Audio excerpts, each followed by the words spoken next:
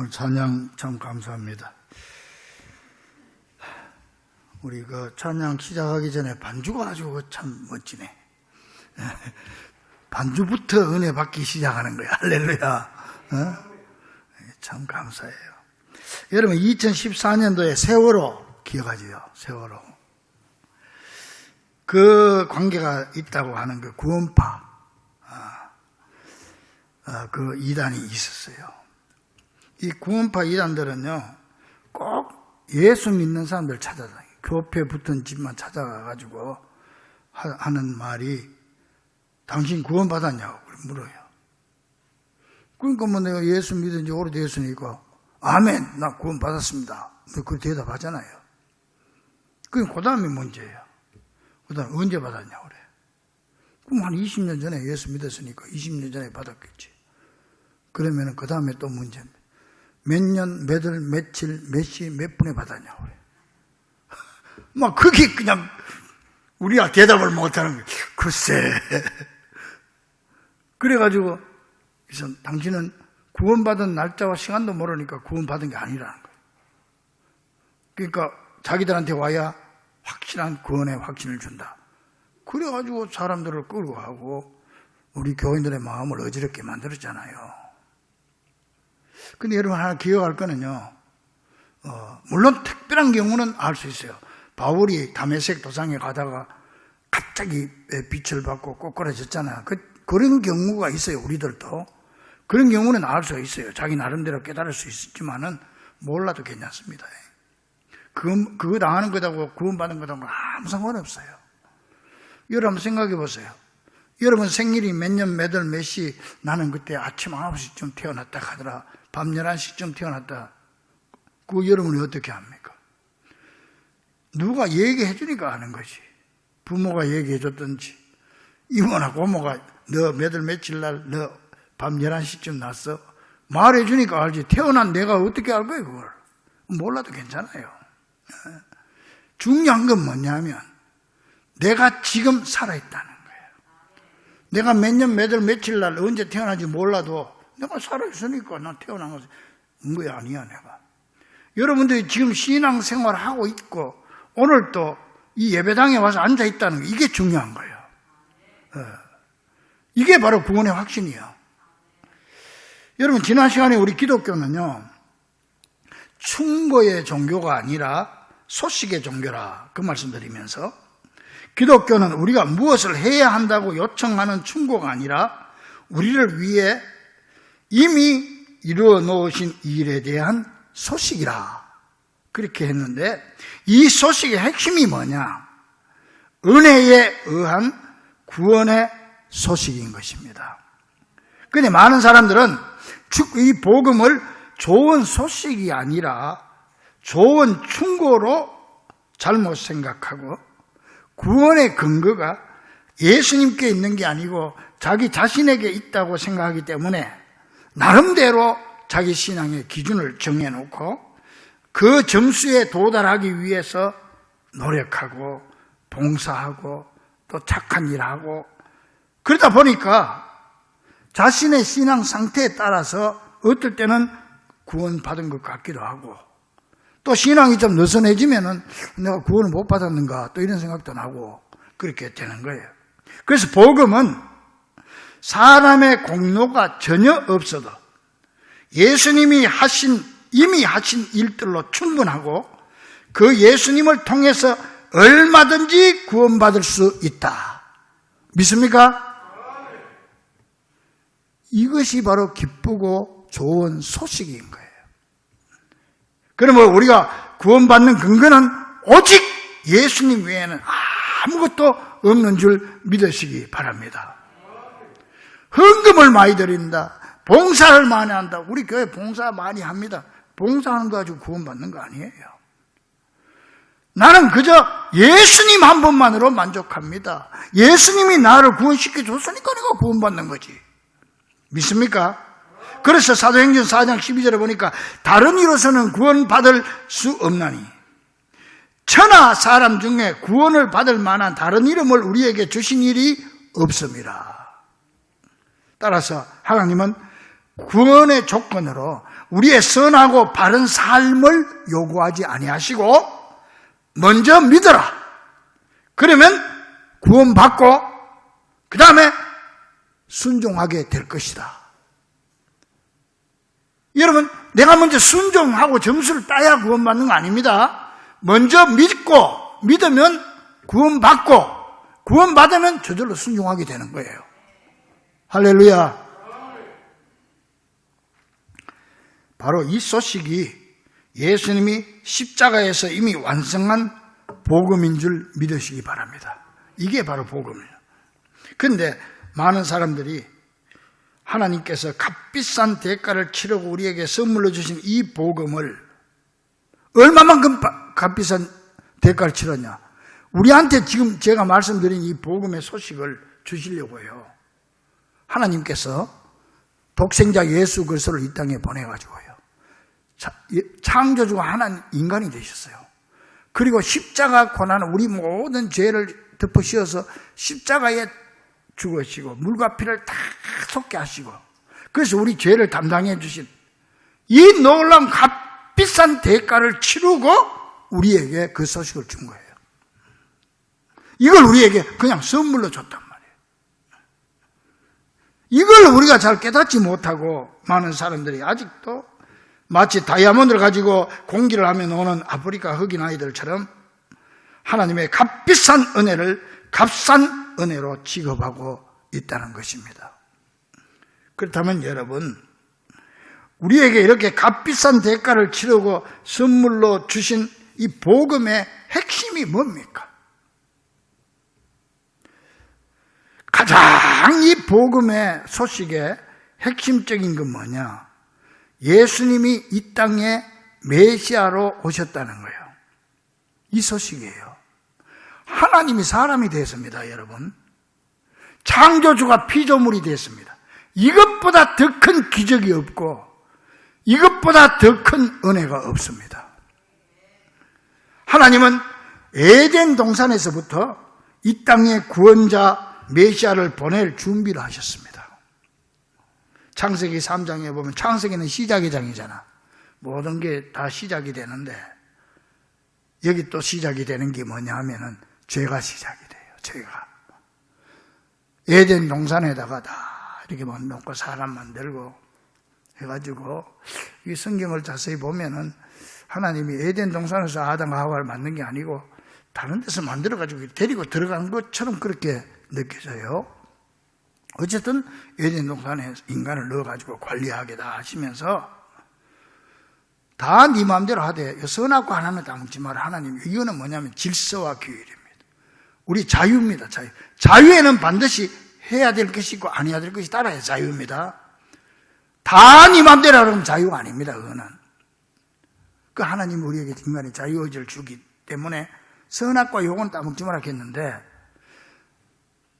그런데 요놈이 자꾸 먹고 싶네. 아담과 하와 보니까. 그런데 그 마음 하나님이 하지 마라 그러면 딱 닫아버리면 되는데 왜 하나님이 하지 말라는 걸 자꾸 그걸 쳐다보고 침을 꼴딱꼴딱 삼키냐 말이에요.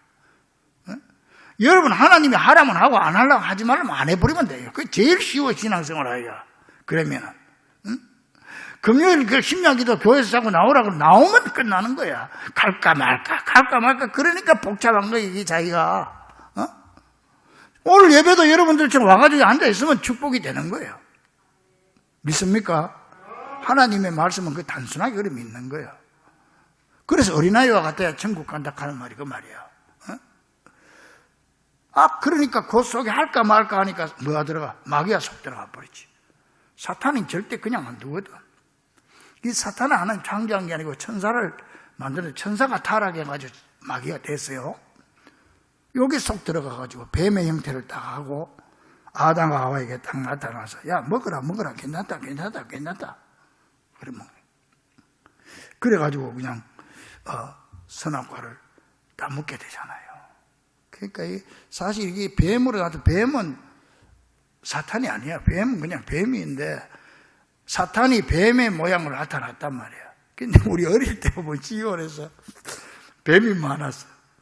그러면 뱀을 잡아가지고 막대기에 끼가지고 돌리면서 이 사탄아 물러가라 막 이 뱀은 죽여야 된다 하고 참, 근데 뱀 입장에서 보면 진짜 억울한 거예요, 그거.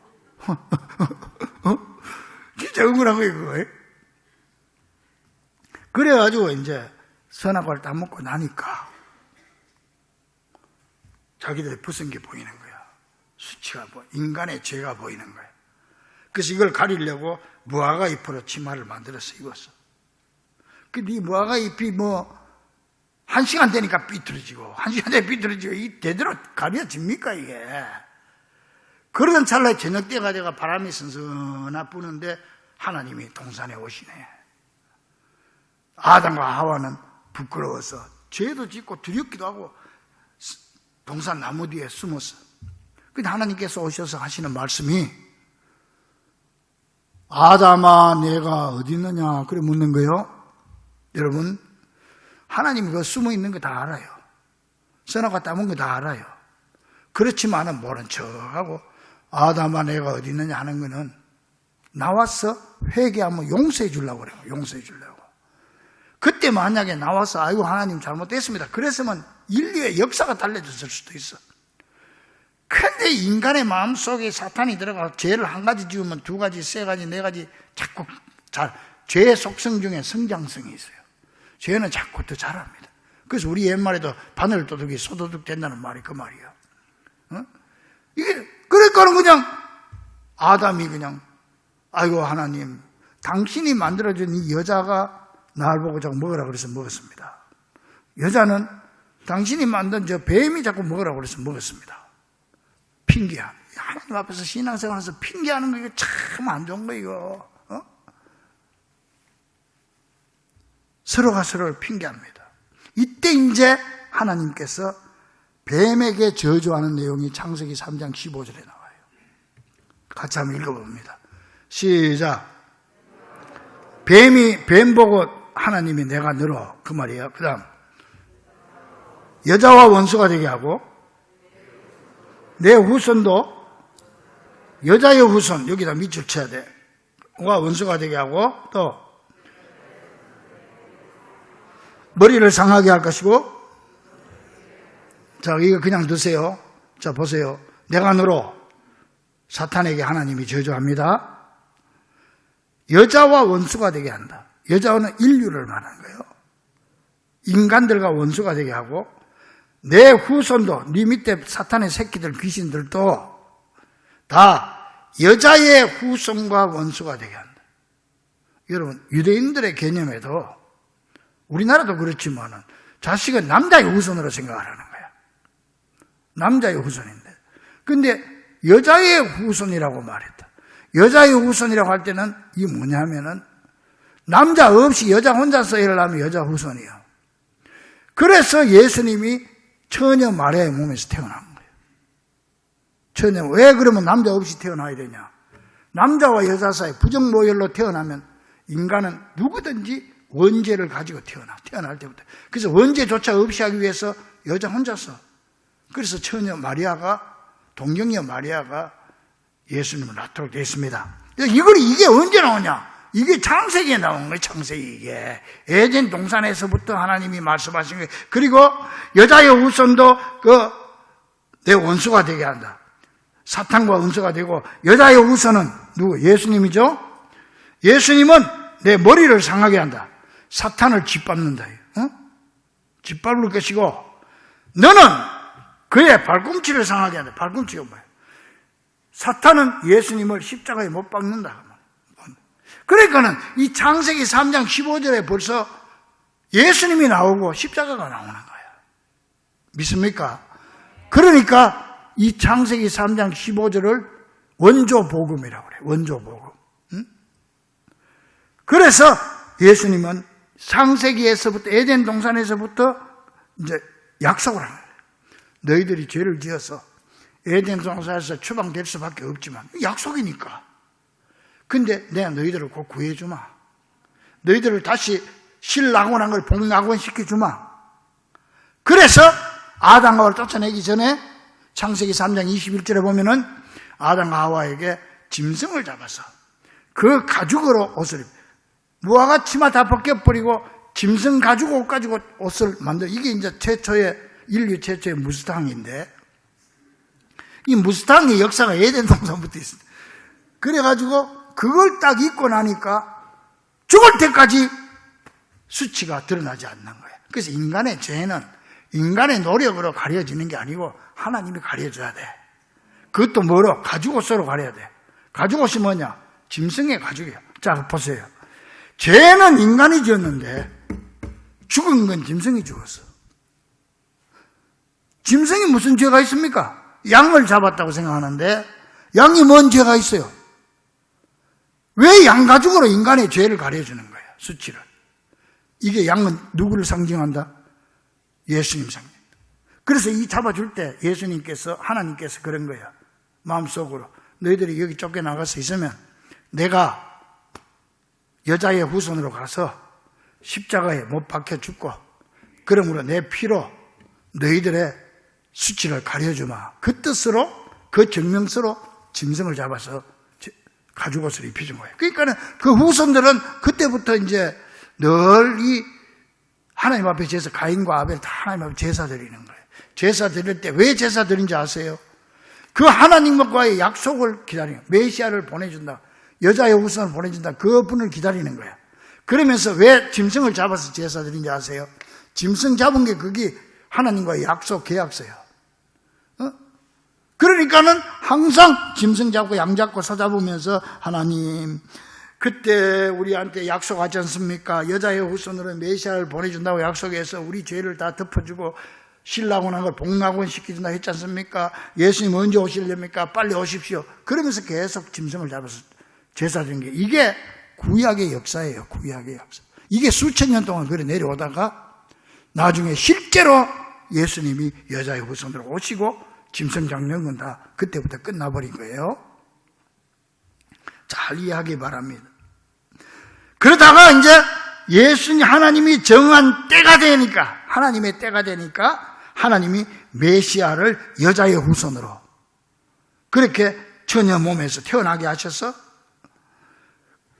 그분을 통해서, 그분의 피를 통해서 우리가 옷을 입고, 그래서 그분을 죄로, 보혈로 우리 죄를 씻음받고 의의 옷을 입게 되는 거예요. 의의 옷을.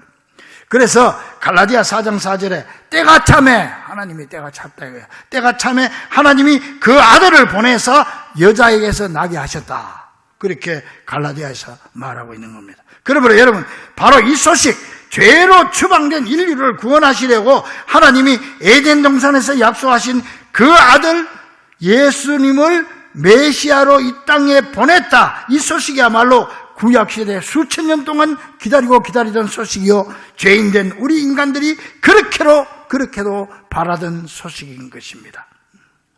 또한요, 그 예수님이요, 우리 대신 십자가를 지심으로 우리의 죄값을 다 지불하셨다는 것, 이게 복음의 핵심이죠. 여러분, 예수님이 이 땅에 오기는 오는데 저 왕궁에서 태어날 수도 있고 부잣집에서 태어날 수도 있어요. 그런데 예수님이 가장 가난한 말구에서 태어나셔가지고 이 땅에서 가장 가난하게 사시면서 그 목수일을 했다. 아버지가 목수인데요, 이 목수일이요, 그 오늘을 보면은요, 막노동자예요. 막노동자. 그렇게 하시면서 예수님이 그 가정에서 자랐단 말이에요. 그 고난을 받았다. 창조주가 피조물에게 고난을 받고 살다가 인간의 모든 죄를 짊어지고 십자가에 죽는 거예요. 여러분, 이게 뭐 보통 소식이 아닙니다. 우리 인간의 모든 죄값으로 우리는 다 주님 앞에 우리의 죄를 덮어 씌워가지고 우리 주님께서 우리의 죄인 명세서를 제로로 만들어버리고 우리의 노예 문서를 다 찢어버리고 온갖 저주와 지옥 형벌을 면하게 해주실 뿐만 아니라 저 천국 시민 자격증을 우리에게 공짜로 그냥 준 거예요. 선물로 주셨다. 선물로. 믿습니까? 이게 이보다 더 귀한 복된 소식이 어디 있겠습니까? 그래서 16절, 오늘 16절 보니까 이 복음은 모든 믿는 자에게 구원을 주시는 하나님의 능력이라. 구원이 뭔지 아세요? 구원. 이건 구원 받았다, 안 받았다. 구원은 죽어가는 사람을 건져주는 게 구원이에요. 건져주는 게 근심과 걱정으로부터 건져주시고 죄로부터 또 정죄함으로부터 건져주시고 죽음과 두려움으로부터 건져주시고 지옥의 심판으로부터 건져주신다. 이게 구원받는 거예요. 예수님께서 이 땅에 오신 것도 소식 굿뉴스 중에 굿뉴스인데 그분이 오셔가지고 여러분의 모든 죄를 대신 지고 대신 죽어주셔가지고 우리에게 천국 티켓을 줬다 이거예요. 아무것도 필요 없어. 뭐 돈 받고 준 것도 아니고 여러분들이 봉사 많이 해 조건이 없어요. 그냥 줬으니까 이게 복음이야. 이게 기쁜 소식이라는 거예요. 그래서 이제는 하나님과 우리 사이의 관계가 올바른 관계로 회복되게 된 겁니다. 17절에 복음에는 하나님의 의가 나타났다고 그랬는데요. 의가 나타났다는 말은요, 하나님과의 관계가 똑바로 회복되었다 그 말입니다. 여러분, 의인이 어떤 사람이 의인인지 아세요? 하나님과 올바른 관계를 맺고 사는 사람이 의인이에요. 죄 때문에 하나님과 원수가 되어버렸는데 하나님께서 이 예수님이 한 손에는 하나님 손 붙잡고 한 손에는 우리 인간 손 붙잡고 인간의 죄를 다 대신 짊어지고 다 벌을 다 받아버렸으니까 그러면서 하나님과 우리 인간의 손을 붙잡아줘서 화목해줬어. 화해를 시켜줬어. 그래서 우리는 예수님을 화목제물이라고 그래. 화목제물. 로마서 3장 25절에 이 예수를 하나님이 그의 피로서 믿음으로 말미암은 화목제물로 세웠다. 믿습니까? 요한일서 2장 2절에 그는 우리 죄를 위한 화목제물이 그 말이야. 하나님과 우리 손을 잡아주시고 원수되었던 것을 죄를 다 소멸시키시고 하나님과 우리 관계를 회복시켜줬으니 우리만 위할 뿐 아니요 온 세상의 죄를 위하심이라. 그래서 파스카를 말했습니다. 인간은 동산에서 멸망하고 에덴 동산에서 구원받았다. 어디? 갈보리 동산에서 구원받았다. 에덴의 완악함은 폐허로 완전히 끝났고 겟세마네의 구원은 쓰라린 대가를 치르고 얻은 것이다. 어떤 대가? 예수님이 우리 대신 죽어주시는 대가. 그래서 예수님이 십자가에 달려 돌아가실 때 인간과 하나님의 관계를 정상화시켰다는 의미로 십자가에서 모여서 마지막에 숨지기 전에 다 이루었다. 뭘 다 이루었다는 얘기야? 하나님과 인간의 관계에 화목을 이루었다. 이제 두 분이 악수하도록 만들었다. 내가 그 일을, 그래서 다 이루었다는 말을 원어를 보면 다 이루었다기보다 이제 다 성취했다 그 뜻이에요. 그 사명을 다 성취했다. 그렇게 고백하셨던 것입니다. 그러면서 그 순간에 다 이루었다 하는 순간에요. 이상한 일이 일어났어요. 골고다 언덕하고 전혀 상관없는 예루살렘 성전에 보면 여러분 인자가 성소고 여러분 여기가 지성소예요. 여기는 1년에 아무리 대제사장이 들어와서 죄에서 딴 사람이 들어오면 죽어요. 왜? 여기 하나님이 계시는 곳이라고 생각했거든. 그런데 예수님이 다 이루었다 그러고 숨 넘어가는 순간에 이 예루살렘 성전에 여러분과 나 사이에 가로막힌 데는 뜨거운 휘장으로 가로막혀져요. 이 사람이 못 찢어요. 그런데 이게 위에서 밑으로 쫙 찢어서 버려져 버린 거야. 왜 그런지 아세요? 밑에서 위로 찢었으면 사람이 찢었다고도 할 수 찢을 수 없지만은 그러나 위에서 밑으로 찢은 건 하나님이 찢은 거예요. 이제는 여러분들이 하나님을 만나는데 아무 지장이 없다. 1대1로 만나라. 1대1로 만나라. 그래서 이 가림막을 없애버린 거예요. 그래서 길을 낸 거예요. 무슨 길? 주님 만나는 길, 천국 가는 길. 할렐루야. 그래서요, 히브리 10장 20절에 보니까 그 길은 우리를 위하여 휘장 가운데로 열어놓으신 새로운 살 길이요. 휘장은 곧 그의 육체니라. 믿습니까? 무슨 길이냐? 천국 가는 구원의 길이죠. 그래서 요한복음 14장 6절에 예수께서 이르시되 내가 곧 길이요 진리요 생명이니 나로 말미암지 않고는 아버지께로 올 자가 없다. 예수님이 친히 내가 길이다. 아버지께 가는 길이다. 천국 가는 길이다. 구원의 길이다. 믿습니까? 그래서 우리는 아무 공로 없어도 우리 주님께서 십자가로 열어놓은 이 화목의 길로 걸어가기만 하면 구원받고 영생을 누리게 될 것이니 이 어찌 복되고 좋고도 좋은 소식이 아닐 수가 있겠습니까? 자, 그러면 우리는 어떻게 해야 됩니까? 이 놀라운 은혜의 수혜자가 돼가지고 이 복음을 어떻게 해야 그러면 이 소식을 내 것으로 만들 수가 있겠습니까? 우리는요 그저 이 좋은 소식을 그대로 받아들이고 믿기만 하면 됩니다. 할렐루야. 받아들이고 믿기만 하면 됩니다. 돈을 내야 되는 것도 아닙니다. 여러분이 교회 와서 살아야 되는 것도 아니에요. 그냥 마음으로 믿기만 하면 돼요. 받아들이면 돼요. 그 소식을 문자 그대로 믿고 한마디도 더하거나 빼지 말고 그대로 받아들일 때 이 복음의 소식이 내 것이 되는 거예요. 근데 우리가 예수 믿다 보면 자꾸 구원 받았을 것 같고 어떨 때 안 받았을 것 같고 그런 의심이 생기잖아요. 여러분, 의심하고 불신은 다릅니다. 의심이 생기는 것은 믿음이 있다는 증거입니다. 마음에 의심이 있는 것은 믿음이 있으니까 의심이 있는 거예요. 불신, 아예 안 믿어버리면 의심도 없어요. 세상 사람들이 예수님이 십자가에 대해서 의심하겠어요? 의심 안 합니다. 그러나 우리는 가끔씩 의심이 생깁니다. 왜? 믿음이 있어서 그래요. 의심은 믿음이 있다는 증거입니다. 그런데 믿음이 좀 약하다는 증거죠. 그러므로 의심이 생길 때는 낙심하지 말고 믿음을 더해달라고 기도하면 하나님은 이미 여러분 마음속에 있는 작은 믿음을 더욱 단단히 붙잡아 주실 줄 믿고 더욱 간절히 기도하면 되는 것입니다. 왜냐하면 믿음도 하나님이 주는 선물이기 때문에 그렇습니다. 그래서 주님이 주시는 믿음, 즉 복음을 받은 믿는 그 믿음으로 살아가면 되는 거예요. 우리는 이미 이 복음을 믿는 믿음까지도 하나님께 선물로 받은 자들인 줄 믿으시기 바랍니다. 여러분들이 느끼든 못 느끼든 간에 여러분 마음속에는 믿음이 있어요. 다. 믿음 없는 사람이 이 자리에 올 수가 없어요. 하나님이 여러분의 믿음을 보고 하나님이 여러분 불러서 여러분 오늘 이 자리에 온 줄로 믿습니다. 내가 이게 왜 왔는지 몰라도 괜찮아. 하나님 불렀어요. 안 그러면 올 자가 없어요. 베드로전서 5장 10절에 하나님이 우리를 불러서 영원한 영광에 들어가게 하신다고 그래요. 하나님 불러야 된다고 그랬고, 디모데후서 1장 9절에 하나님이 우리를 부르시면 우리의 행위대로 하시면 여러분이 잘나서 부른 게 아니고 오직 자기 뜻과 하나님의 은혜로 하심이라. 하나님 마음대로 부른 거예요.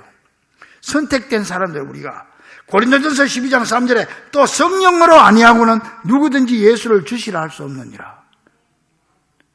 우리는 우리의 행위와는 전혀 상관없이 오직 하나님의 사랑과 은혜로 부르심을 받았고 초청을 받아서 예수 믿게 되었다는 것입니다. 그래서 에베소 2장 8절에 너희는 그 은혜에 의하여 믿음으로 말미암아 구원을 받았으니. 믿습니까? 이것이 너희에게서 난 것이 아니요 하나님의 선물이라. 하나님의 선물이라. 사랑하는 여러분, 세상에는요 솔직한 말로 나보다 착하고 나은 사람 많아요. 여러분도 아마 마찬가지일 겁니다. 텔레비 같은 거 보면은 아주 착하고 선한 사람들 많대. 구제하고 헌신하고 봉사활동하는 사람 많아요.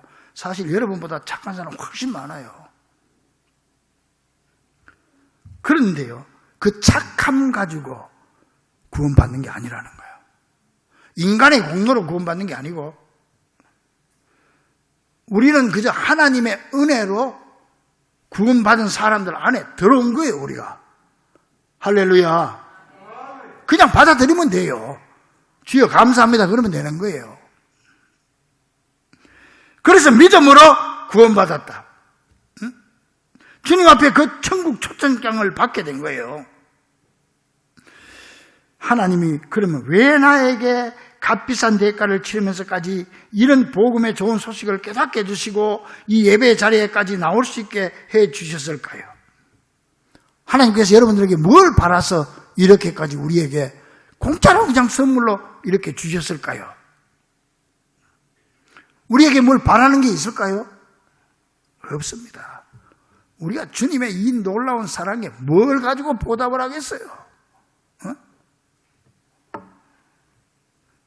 그러면 왜 불렀어요? 이 부르심의 원인은 오직 한 가지입니다. 이 세상에서 나 하나만을 사랑하는 것처럼 나를 사랑하시는 하나님의 사랑 때문인 줄로 믿습니다. 부모가 자식을 사랑하는데 조건이 있습니까? 그보다 훨씬 더 큰 사랑이 하나님의 사랑이에요. 그저 감사한 걸 뿐이지. 그래서 우리는 이 사랑에 감복해서 그럼 어떻게 해야 될까? 이 은혜와 사랑을 받은 자로서 빚진 자의 심정으로 살아가는 거예요. 여러분, 우리가 남에게 뭘 받는 데는요, 세 가지가 있어요. 대가로 받는 게 있죠. 어떤 보상으로 받는 게 있고, 그 다음에 뇌물이 있어요, 뇌물. 앞으로 너가 좀 어떻게 해달라, 조건적으로. 그 다음에 선물이 있어. 아무 조건 없이 받는 게 선물이에요. 하나님이 우리에게 주시는 구원과 사랑과 은혜는 선물입니다. 믿습니까? 조건으로 생각하지 마세요. 여러분, 내가 교회에 꼭 이렇게 해야 된다, 저렇게 해야 된다. 교인으로서의 의무는 있지만 그거 가지고 구원받는 건 아니에요. 그저 우리는 선물로 받은 거예요. 얼마나 감사합니까? 선물도요, 너무 과분하게 받으면 빚이 되어버려요. 사랑도 너무 받으면 사랑의 빚진 자가 되어버리는 거예요. 사랑의 빚진 자가 되어버려요. 나는 우리 교회 성도들에게 늘 빚진 자로 살아갑니다. 난 솔직한 말로 그랬습니다. 난 우리 특히 장로님들, 이 자리에 앉은 여러 성도들, 여러분에게 나는 빚진 자입니다. 우리 교회가 이렇게 여기서 와서 건축하고 올 때 이 건축 문제 때문에 많은 성도들이 떨어졌어요. 다른 게 갔어요. 뭐 그 사람들 나름대로 사정이 있겠죠. 근데 어쨌든 간에 여러분들은 남아줬어요. 이 못난 최 목사랑 같이 간다고 남아줬어요. 남아준 것이 나는 죽을 때까지 잊지 못하는 은혜입니다. 저는 그렇습니다. 그래서 여러분들에게 다 나는 빚진 자고, 여러분은 다 우리 교회 공로자들입니다. 건국 공로자들이. 할렐루야. 그래서 여러분들 나한테 어떤 잘못을 해도 난 다 용서해 줍니다. 그러니까 마음 놓고,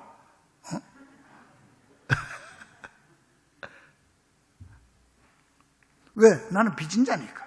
나는 우리 성도들에게 빚진 자니까. 복음도 마찬가지입니다. 그래서 바울이요, 오늘 보면 14절에서 말했어요. 헬라인이나 야만이라고 하는 건 뭐 야만인이 아니고, 당시에 헬라어를 사용하지 않는 민족들이나 사람을 야만이라고 그랬어요. 그 사람들이나 지혜 있는 자나 어리석은 자에게 다 내가 빚진 자라. 바울도 그렇게 생각했어요. 그런 의미에서 우리도 다 복음의 빚진 자들입니다. 이 놀라운 구원의 선물, 하나님의 아들 예수 그리스도를 전부 선물로 그냥 받았으니까 하나님은 우리에게 대가를 바라고 준 것은 아니지만 이 엄청난 선물을 받은 우리는 빚진 자의 심정으로 살아가야 하는 겁니다. 그러면 만분의 1이라도 그 빚을 갚는 심정으로 하나님의 말씀을 듣고 하나님이 기뻐하는 일을 하고, 근데 하나님 앞에 이 빚을 갚는 최고의 방법을 내가 하나 가르쳐 드릴게요. 여러분이 이 놀라운 하나님의 은혜를 깨달았다면 하나님 앞에 이 은혜를, 이 선물에 대한 걸 갚기 위해서 뭐냐? 여러분이 하나님 앞에 감사하면 돼. 주여 감사합니다. 나 같은 것에게 이런 선물을 주셔서 감사합니다. 그리고 또 하나, 여러분이 그걸 감사함을 가슴에 품고 기쁘고 즐겁고 만족하게 살아가면 되는 거예요. 할렐루야. 하나님은 그걸 가장 원하는 거예요. 여러분들이 구원받고 하나님의 자녀가 되고 하나님의 주신 놀라운 선물을 받은 이 소식을 내 소식으로 만들고, 주여 감사합니다. 그러면서 하나님, 나는 이것 때문에 기쁩니다. 이것 때문에 나는 만족합니다. 그러면서 만족하게 살고 기쁘게 살면, 여러분이 기쁘고 만족하게 살면 하나님이 그걸 통해서 제일 크게 영광 받는 줄로 믿습니다. 뭘 자꾸 하려고 생각하지 마세요. 내가 기뻐하게 사는 게 하나님 앞에 드릴 수 있는 최고의 보답이에요. 할렐루야. 하나님은 그걸 원하고 있는 거예요. 사랑하는 우리 중보 가족들이에요. 복음은 충고가 아니라 소식인데, 그 소식의 핵심은 구원의 소식이라는 사실을 기억하고 이 놀라운 사실을 그대로 받아들이고 단단히 믿음으로 묶어서 이 땅에 사는 동안에 복음의 축복을 풍성히 누리고 기쁘고 즐겁고 행복하게 살다가 이 복음대로 천국으로 당당하게 입성하는 귀한 우리 성도들이 될 수 있기를 주의 이름으로 간절히 축원합니다. 기도하겠습니다.